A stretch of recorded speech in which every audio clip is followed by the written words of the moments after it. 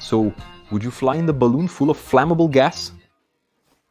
Today, you're going to learn about the largest air vehicle ever built and how it caught fire and disappeared in 35 seconds. But contrary to what many people think, it wasn't because of this accident that airships stopped being used. Before anything else, let's understand what exactly an airship is. It is a balloon, that is. It is a vehicle that has a total density less than that of air, which is why it floats. We are used to seeing those balloons that have a shape similar to a top, a big ball. And those balloons are not of this type, those are hot air balloons and they fly following the direction of the wind. You go up slightly to catch a wind current leading to one place, then down to catch another. Your control over the situation is not very precise. In this one, the story is different. Inside, it goes some gas that is less dense than air, hydrogen, or helium, and you do have control by engines, so it goes exactly where you want. And the coolest thing, do you know who was the guy who mastered this? The first one who actually managed to control a dirigible. Santos Dumont. We hear a lot about him because of the 14 bis. But long before the 14 bis, he was working on dirigibles. He wanted to create a vehicle that could fly and be controllable. He succeeded in creating tiny balloons with combustion engines, becoming the first person to completely master an aerial vehicle and gaining fame for his achievement. Because in 1900, the oil tycoon established a prize there in Paris. Whoever could leave from a pop, go around the Eiffel Tower and come back. It was a route that was about 11 kilometers. They could do this in 30 minutes and win the equivalent of about 4.5 million reais today. Santos Dumont tried several times, and each time there was a different problem with his airships. But on October 19, 1901, he managed to lift off with the airship, circle the Eiffel Tower, and return in 29 minutes and 30 seconds. It was a somewhat controversial arrival because the people on the ground only managed to catch the rope that secures the airship when it had been a little longer than that. There was some controversy and such, but in the end, Santos Dumont won the prize, and moreover, he gave half to his mechanics and half to the poor people of Paris. So the next time you hear about Santos Dumont, it's good to know that before the 14 bis, he was already creating incredible vehicles, he was already making history. And I think just this little story alone was worth a thumbs up on this video or a subscription to the World Manual. If you're not subscribed yet, it wasn't worth it. But let's go. In the next decades, these airships evolved a lot. Until in the 30s, this one was built, the Zeppelin Hindenburg, which was 245 meters long. But in Iberê, 245 meters is like 2 blocks, like this. It's probably not as large as a big plane. Oh my saint, let's go! Here at Manual do Mundo, we are making a very cool collection of machines and historic buildings that we are printing in 3D, always at the same scale of 1 to 500. This means that 1 real-world meter converts to 5 millimeters here. This is cool because we can build things that are giant in a relatively small size. And we already have several other relatives of the Zeppelin. Want to see how it looks next to a Boeing 737? How much do you think it is? About half of it? A third? A quarter? This is the Boeing 737. Next to the Zeppelin, it's practically a big fly. It's nothing. If we take the Saturn V rocket, the one that went to the moon, wouldn't it be about the size of the Zeppelin? No, it's about half the size of the Zeppelin, less than half. Let's exaggerate then. Let's take the Titanic, for example, which is absurdly larger than an airplane. Is that fair? Now we have something respectable that can compete. The Titanic is a bit larger, but guys, think about it. This airship was a big thing, so is it big or not? It's big, man. But let's go when we say Zeppelin. It seems like this word is synonymous with airship, but it's not quite like that. Zeppelin is the name of the company that produced this type of giant airship in Germany. The Hindenburg, the largest airship ever made, operated in 1936 and 1937, completing only 63 flights. The Graf, a sibling of the Hindenburg, made 590 flights from 1928 to 1937. This beautiful creature's unfortunate function was to create Nazi propaganda for the dominant Nazi party in Germany at the time. And the fact of having a machine of this size, it already demonstrated the technological power of the country. And sometimes he would drop leaflets too. In old photos of the Zeppelin in the city, you'll see a flag behind it that's different from the one we drew, featuring a Nazi swastika. The creature's skeleton was made of a lightweight aluminum and copper alloy. And inside here, it wasn't a giant void. There were 16 different balloons arranged there. To be able to steer the airship, it had 4 engines, 2 on each side. The engines were from Daimler-Benz, a German company now known as Mercedes-Benz. And I'll confess to you that I always thought that the only place where people stayed here in the Zeppelin was in this little cabin, in this basket that is here in the front. But it wasn't quite like that. Here at the tip there was a kind of a building, I don't know, a hotel that was inside that had a lot of stuff like a cruise but a little smaller. Just to give you an idea, 25 cabins for 2 passengers each, a restaurant for 34 people, a lounge with a large window overlooking the area below, including this big window that we can see here on the side in these little holes, an aluminum piano, which was to make it lighter, and also a study room underneath this window and still inside the body of the Zeppelin. There were the crew cabins, the people who worked their kitchen, dining room and service area. Just think about all of this flying. And also the pilot's cabin, this little tip that is down here. Despite all this technology, the thing wasn't that fast. It traveled at 83.88 miles h, which wasn't slow for the time. For perspective, a ship leaving Europe. And traveling to Rio de Janeiro would take 15-20 days.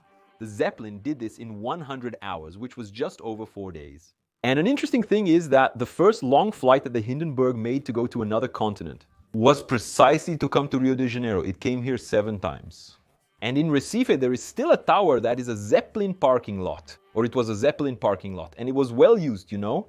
His brother Graf descended the tower 252 times, but now he doubts. When there is a buffet birthday party, those balloons that fly, they are filled with helium gas, which floats and is not a flammable gas. On the contrary, it is a noble gas. It does not react with practically anything. Here, hydrogen was used, which is the first chemical element in the periodic table, but its gas is H2, a molecule formed by 2 hydrogen atoms. And it is extremely light. And of course, I couldn't resist making a little bit of hydrogen to show you. Inside this balloon is full of hydrogen. I'm not going to show how it's made because it's dangerous anyway. But look how crazy if I let go of the balloon. It goes up. Maybe you're thinking there, wow, but I can't make hydrogen for the party to put a bunch of balloons. And then fly everything at once.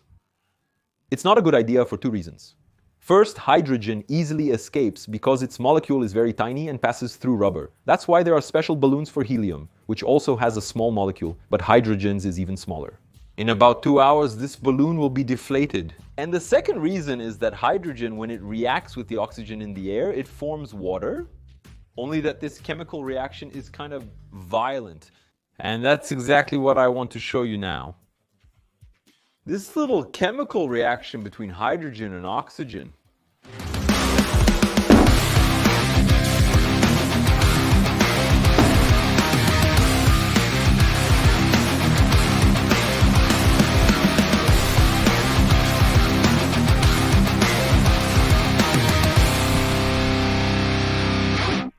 You can now understand the danger of the situation. Imagine if someone came with a torch under the Hindenburg. Many believe they used hydrogen just because it was cheaper, but there's more to it. At that time, the United States was practically the only industrial producer of helium gas. And in 1927, they stopped exporting to meet the internal demand of the country, to sell to their own country.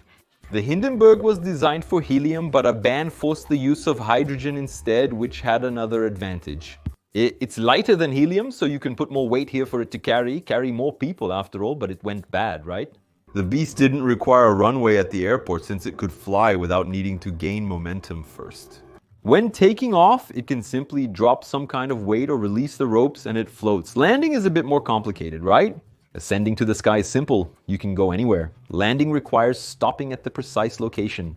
So, it could either release the hydrogen through these holes, through these caps that we see here on top, or people could throw a rope and someone from below would grab and pull the thing. It didn't require a large space to remain stationary. It could lean against a tower. While holding the tip, people descended the stairs. During this maneuver, everything went wrong. The fire started. On May 6, 1937, the Hindenburg was preparing to land near New York despite a storm warning. It stayed flying there a bit, to hover over New York until it touched the tower, and then this method of throwing the ropes was used. Because if they removed hydrogen, they would have to refuel. And that would take a long time. It was kind of late. And it was at this time that it started to catch fire. Everything happened very quickly. You saw the bladder exploding there. Hydrogen catches fire very easily. And in 35 seconds, it had already disappeared. 36 people died, 22 crew members, 13 passengers, and 1 person on the ground. There are many photos, many videos of this accident because, as you must have imagined, the Hindenburg drew too much attention. Everyone wanted to see this giant beast in the sky, and it didn't pass all the time. As he landed near New York, there were multiple TVs and people taking photos. The bizarre thing is that the exact events are unknown. It had a silver coating here, designed to reflect sunlight and prevent overheating inside. And it was a relatively flammable fabric. The paint composition had aluminum powder, iron oxide, cellulose. It was practically rocket fuel, not just relatively flammable, but very flammable. But let's go. Lightning is not a very good hypothesis because it was resistant to lightning. Some people say it was sabotage, but there's no evidence of that. Hydrogen was always released during descent, so it couldn't have caused the incident as nothing had happened until then. One hypothesis is that during the storm, it became charged with static electricity, like a cloud. When you throw the rope, it can contact the ground, release a spark, and catch fire. Another hypothesis is that during the approach to the tower, which was somewhat turbulent, a more forced maneuver may have been made that shook the structure and caused hydrogen to leak. In fact, the leak could have been internal, causing the fire to start from inside the Zeppelin.